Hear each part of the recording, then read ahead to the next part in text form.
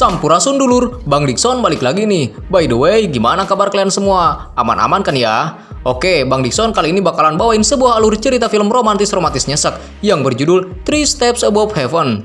Bercerita tentang kisah cinta seorang bad boy dengan cewek ABG. Film ini bakalan sayang banget kalau kalian lewatin. Yuk langsung aja daripada banyak cincong kita ke alur ceritanya.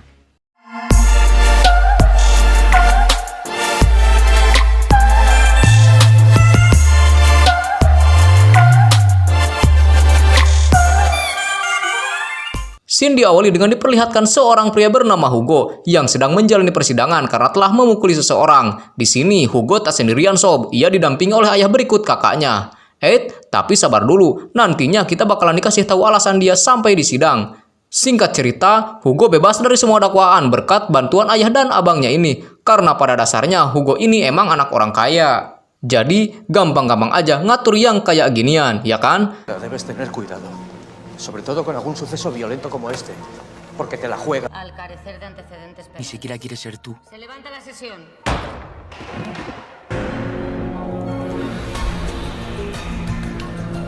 Dia lantas segera pergi dengan motor sport kerennya. Di jalan, secara tidak sengaja dia bertemu dengan ABG yang super cakep bernama Baby. Sifat kadal buntungnya pun keluar.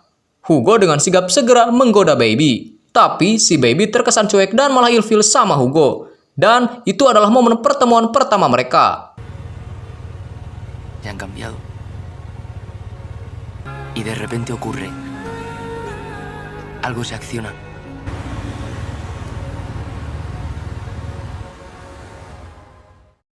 Benar saja, si Baby ini masih ABG cuy, dan masih sekolah di salah satu SMA ternama di Cibenter. Di sekolahnya, dia punya sahabat karib bagaikan kepompong bernama Katina. Saking deketnya, Baby pernah dihukum lantaran ngasih contekan ke Katina.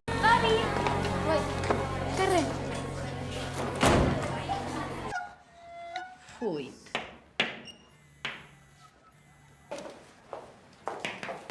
Un té. Sementara itu, malamnya Hugo dan gengnya nongki-nongki dan kopdar seperti biasa. Mereka kemudian mendapat info bahwa sedang ada pesta yang diadakan di dekat tempat mereka sekarang. Mendengar hal itu, Hugo dan gengnya capcus ke pesta tersebut. Ternyata di pesta itu juga ada Baby yang kebetulan datang bersama adiknya dan terlihat Baby lagi dideketin sama seorang pria bernama Chino. Paso de fiestas de pijo. Fiesta, pero tía, estaba toda llena de gays. Claro, un mormón. Así que le dije...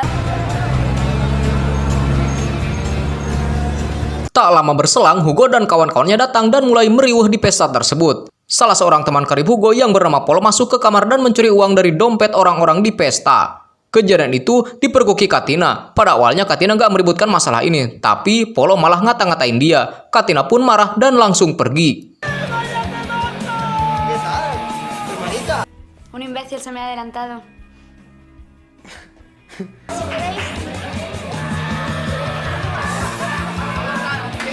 Di tempat lain, Hugo akhirnya bertemu lagi dengan Baby. Hugo pun ngeledekin Baby untuk mendapatkan perhatian. Tapi sayangnya, Zong lagi yang ia dapat. Baby yang kesel menyeriam Hugo. Hugo pun menggendong Baby dan mereka berdua menyemplung di kolam renang penuh busa.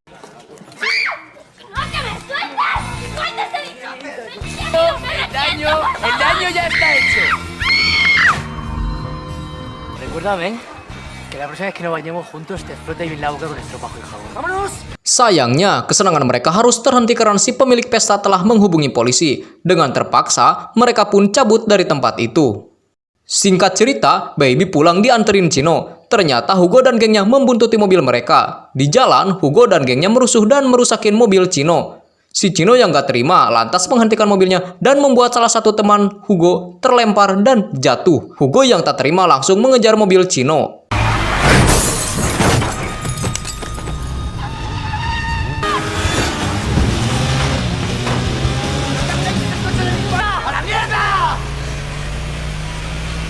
Hugo berhasil mengejar dan langsung melintirin kuping Chino dan menyuruhnya meminta maaf.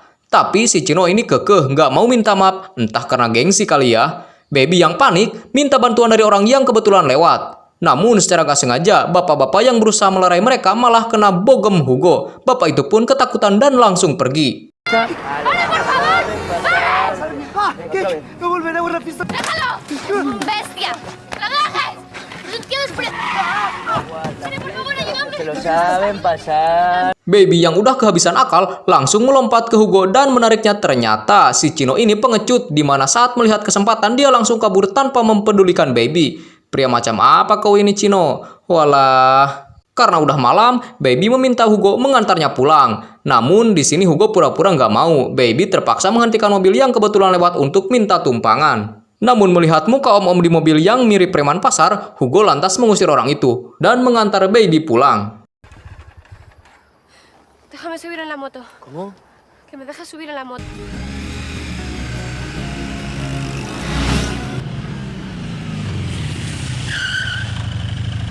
Sesampainya di rumah, Baby dimarahi ibunya yang melihat ia diantar oleh pria berandalan. Baby langsung segera disuruh masuk ke mobil oleh ibunya. Paginya, Polo mengajak Hugo untuk menemaninya menjumpai seorang wanita dan ternyata wanita itu adalah Katrina. Nah, si Polo ini berhasil mendapatkan hati Katrina. Dan lagi-lagi Hugo ketemu sama si Baby. Di sana Hugo kembali menggoda Baby dan kayaknya jurusnya kali ini berhasil. Itu terlihat dari raut muka Baby yang mulai senyum-senyum mendengar rayuan maut Hugo. Ya si me invitas a un sitio fino, yo me paso a recogerte, ¿qué dices? Cretino. Sí me gusta, con cariño. Eso, ¿eh? ¿Verdad que tú y ayer nos dimos un baño de espuma juntos? Sepulang sekolah, ibu Baby menanyakan siapa nama pria yang mengantarnya tadi malam. Karena ternyata si bapak yang kena gebok waktu itu telah membuat laporan kepada polisi. Dengan terpaksa, Baby bilang bahwa orang itu adalah Hugo. Dani, ¿tú sabes cómo se llama? Díselo. ¿Pero por qué clase de chivata me tomas? Me dijiste su nombre y por qué. ¡Pero tú te callas! Vamos a ver, Babi. Nos han dicho que quieren denunciar a tu amigo. Malamnya, Hugo makan malam bersama ayahnya. Di sini kita dijelaskan mengenai masa lalu Hugo, di mana dulunya Hugo adalah anak yang baik dan sangat menyayangi ibunya. Namun semuanya seketika berubah saat dia menangkap basah ibunya yang sedang padu kulit dengan pria lain di rumahnya sendiri. Hugo yang marah lantas ngegebok si selingkuhan ibunya itu. Inilah penyebab Hugo menjalani persidangan yang kita lihat di scene awal.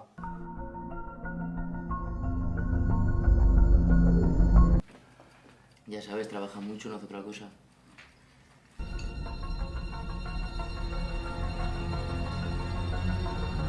Namun Hugo merahasiakan perselingkuhannya dan hanya ia pendam sendiri demi menjaga keharmonisan keluarganya. Setelah kejadian itu pula, Hugo memutuskan keluar dari rumah dan memilih tinggal sama kakaknya. Dia juga melampiaskan kekesalannya dengan menjadi bad boy. Suka trek-trekan motor, kopdar tiap saat, ya pokoknya asal badung aja. Kembali ke Baby, dia yang mendapat kabar bahwa Katrina tak ada di rumah dan segera mencarinya. Dia lantas pergi ke tempat balapan motor karena Baby yakin Katrina sedang bersama Polo di sana. Feelingnya tepat, Katrina benar-benar berada di sana.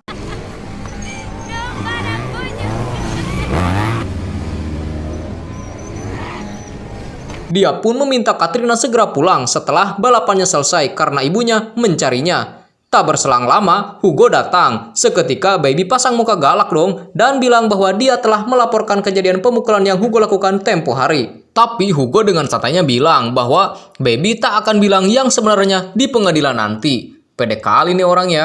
Cuando te llegue la denuncia, porque esta tarde he dicho que fuiste tú el que le rompiste la nariz al señor. Que sea con tal de salvarme. ¡De puta! Tranquilo. Tak sampai di situ, Hugo lantas menawarkan Baby untuk menjadi partnernya di balapan kali ini. Ya jelas Baby nggak mau dong dan menolak. Akhirnya Hugo balap bersama seorang wanita lain bernama Rafaela. Nah, si Rafaela ini ngejekin si Baby dengan bilang si Baby ini pengecut dan lemah. Baby gak terima dan memutuskan ikut balap dengan menjadi partner balap musuh bebuyutan Hugo yang bernama Chino. Uniknya, di balapan ini, wanita yang menjadi partnernya harus menghadap ke belakang dan mengikat badan mereka ke sang joki. Dan balapan pun dimulai.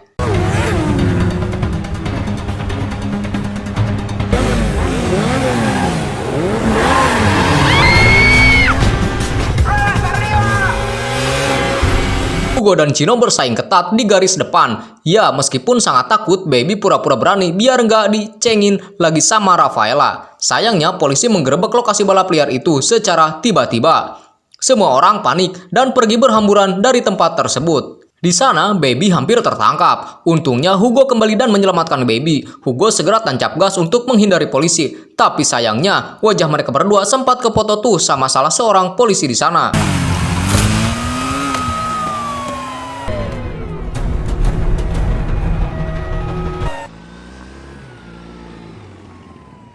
Hingga sampailah mereka di tempat yang sepi. Hugo menyuruhnya turun ke bawah jembatan untuk bersembunyi sementara dia pergi untuk mengelabui polisi yang mengejar mereka. Tak berapa lama Hugo kembali lagi dan kaget saat melihat keadaan Baby yang sekujur tubuhnya udah pada kotor dan bau. Salah lompat kali ini si Baby. Hugo pun menyuruh Baby untuk membuang bajunya dan memakai jaketnya sebagai pengganti. Setelah itu Hugo mengantarkan Baby pulang. Mulai dari situlah benih-benih cinta Baby mulai bertumbuh. Joder, esto da mucho asco, ¿eh? Ya, de verdad. ¡Corre, levanta los pies que te muerde, levántalo!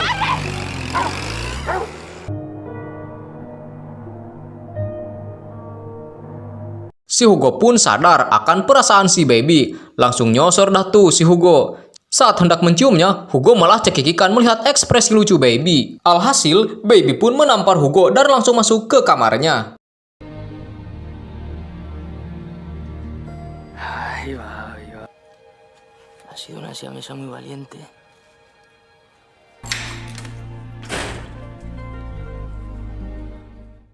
Setelahnya, Hugo tak langsung pulang, melainkan pulang pergi ke tempat Rafaela. Mereka pun bermantap-mantap pria malam itu.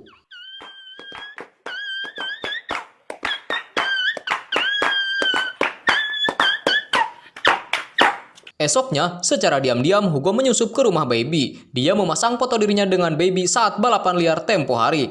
Meskipun kini mereka telah masuk dalam berita kriminal, Baby malah senang dan ketawa-ketawa sendiri melihat kelakuan konyol yang dilakukannya bersama Hugo.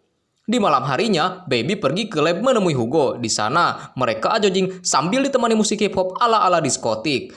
Hugo tak sadar bahwa Rafaela cemburu melihat kebersamaannya dengan Baby.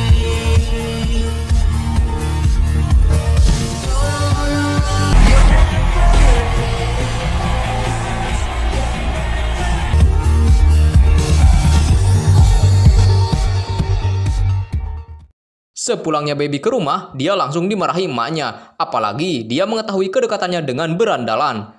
Tapi kali ini Baby aceng-aceng aja dan segera masuk ke kamarnya. Mulai bengal nih bocah. Ibunya yang udah kehabisan cara akhirnya meminta ayah Baby untuk menemui Hugo dan memintanya menjauhi Baby. Keesokan harinya, Baby yang masih kesal karena dimarahi ibunya meminta Hugo untuk menjemputnya sebelum sekolah alias bolos. Begonya si Baby ini minta dijemput di depan gerbang sekolah. Ya, auto ketahuan sama gurunya. ¿Qué haces aquí? Vamos dentro.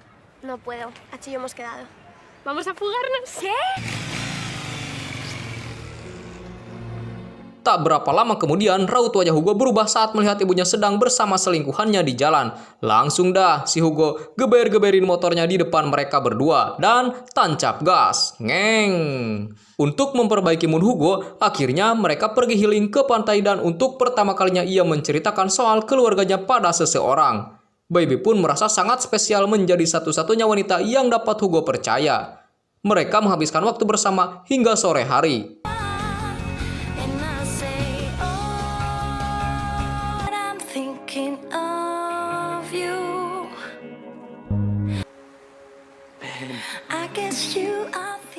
Baby juga menceritakan mimpinya semasa kecil di mana dia ingin punya rumah pinggir pantai seperti yang mereka lihat saat ini. Singkat cerita, ibu Baby datang dan memperkenalkan seorang pria bernama Gustavo pada Baby. Ya jelas, Baby pun cuek karena dia udah punya Hugo sekarang. Kini Baby dan Hugo semakin dekat, sampai-sampai dia ikut kopdar sama teman-teman Hugo. Tak lama, Rafaela datang dan bilang bahwa dirinya dan Hugo sering mantap-mantap sebelumnya. Tak sampai di situ, Rafaela pun terus memanas-manasin Baby hingga akhirnya mereka baku hantam di tempat.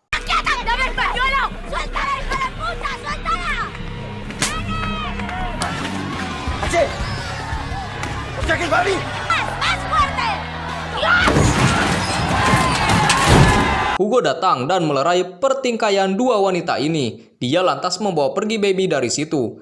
Dia menenangkan Baby dengan bilang bahwa dia bangga ada wanita yang sebegitu merjuangin dia. Sesampainya di rumah, ternyata ayah Baby sudah menunggu Hugo. Hugo lantas mengajak ayah Baby ngobrol di sebuah bar. Di sana, dia meyakinkan ayah Baby bahwa dia benar-benar mencintai putrinya. Te ha gustado, ¿eh? No ofrece panchitos a cualquiera. ¿Ah, no? Porque su hija está con un tipo que va por la vida en moto, dando bandazos. Dia pun menambahkan jika Baby telah membuat hidupnya lebih baik dari sebelumnya. Kata-kata magic Hugo tersebut membuat ayahnya mengerti dan mulai merestui hubungan mereka. Sementara itu, Baby kena masalah lagi di sekolah, di mana gurunya telah melaporkan jikalau Baby bolos sekolah dan pergi bersama Hugo. Baby terancam mendapatkan nilai jelek karena pelanggarannya itu. Lalu, ibunya membawa Baby pulang dan memarahinya. Dia pun dilarang keluar rumah sebagai hukuman atas kelakuannya sendiri. H. Hugo yang mengetahui Baby dikurung menyelinap masuk melalui jendela kamarnya dan mengajak Baby healing lagi. Kali ini dia mengajaknya ke sebuah kolam renang yang di situ udah ada Katrina dan Polo. Dua pasang kekasih ini pun bersenang-senang dan menghabiskan malam bersama. Dicen tirarte vestida y luego te me enfadas. Para. Que no. Estoy nerviosa. Esoknya, Hugo yang sempat dikasih tahu masalah Baby di sekolah segera menemui gurunya dan mengancam jika dia tak memberikan nilai yang bagus pada Baby, maka anjing kesayangan gurunya itu akan dalam bahaya. Atenta, eh. Di lain sisi, Baby menemui ayahnya kemudian curhat-curhat mengenai kesedihannya. Di sini, tak disangka ayahnya mengizinkan Baby untuk keluar rumah dengan Hugo. Mungkin ayahnya terpengaruh sama obrolan Hugo tempo hari.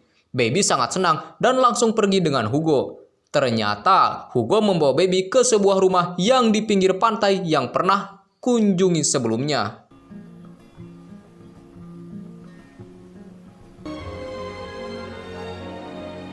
No quiero que esto acabe nunca. Di sana, Hugo membobol rumah tersebut dan membawa Baby masuk. Lagi-lagi, Baby dibikin bahagia banget sama si Hugo. Baby yang udah kelepek-kelepek sama Hugo pun menyerahkan segalanya, segala-galanya. Lala, kalian tahulah maksud aneh.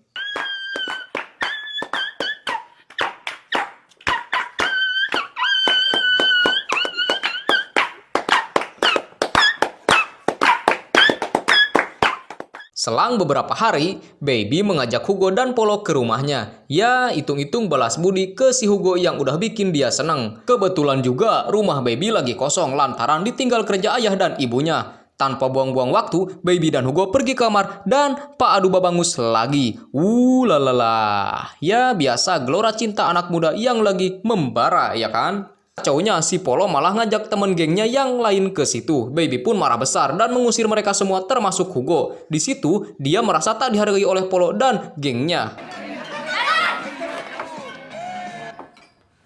¡Larga tú también! ¡Quiero verte! ¡Fuera!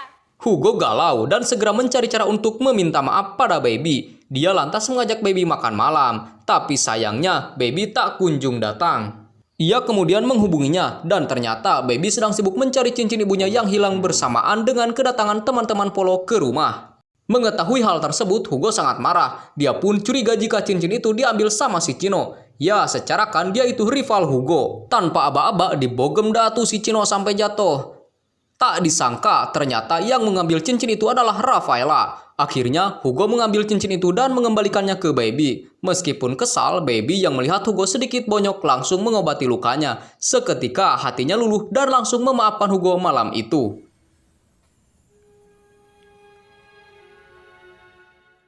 Singkat cerita, tibalah hari persidangan Hugo dengan tuduhan pemukulan yang dilakukannya pada seorang bapak-bapak dulu. Sesuai dugaan, Baby membela Hugo di persidangan dan membuatnya bebas dari tuduhan. Karena hal tersebut, ibunya sangat marah, namun Baby tidak peduli sama sekali dan lantas pergi dengan Hugo. Beberapa hari kemudian, hasil akhir nilai Baby di sekolah keluar. Dia sangat kaget sekaligus senang mengetahui nilainya sangat bagus. Padahal itu terjadi karena bantuan si Hugo. Pepitos a domicilio, señora. Estaba segura que iba a suspender. Keesokan harinya, Baby berencana memberikan hadiah ke gurunya karena telah memberikan nilai yang bagus.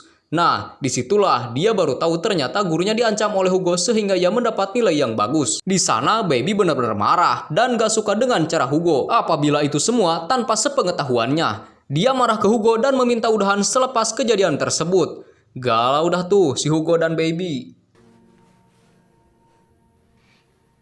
¿Quieres que le diga?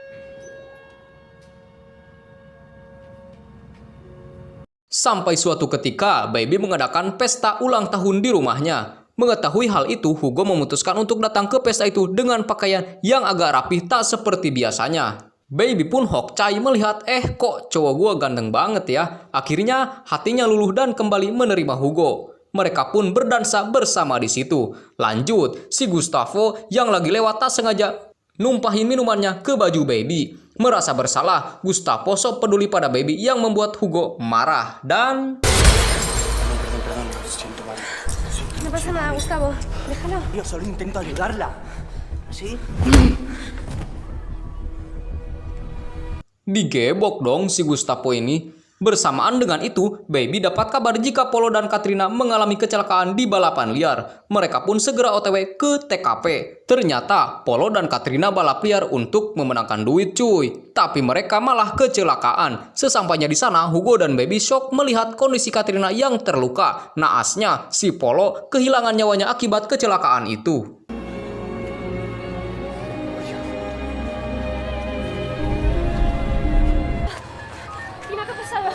Pollo, ¿dónde está? No me quieren decir nada.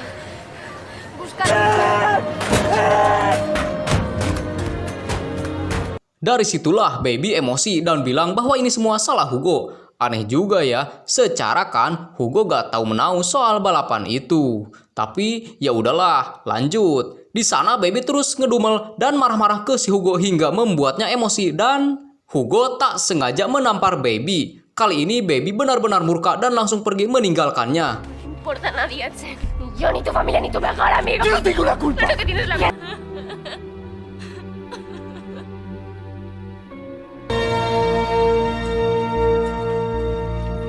Perasaannya campur aduk antara marah, sedih, dan sangat kecewa di mana dia telah kehilangan sahabat dan pacarnya di saat bersamaan.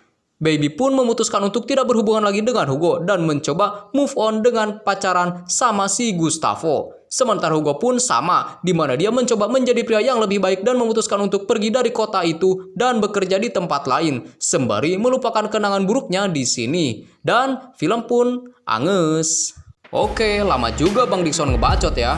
Bang Dikson pamit, semoga kalian terhibur dan sampai ketemu lagi sama Bang Dikson di next episode.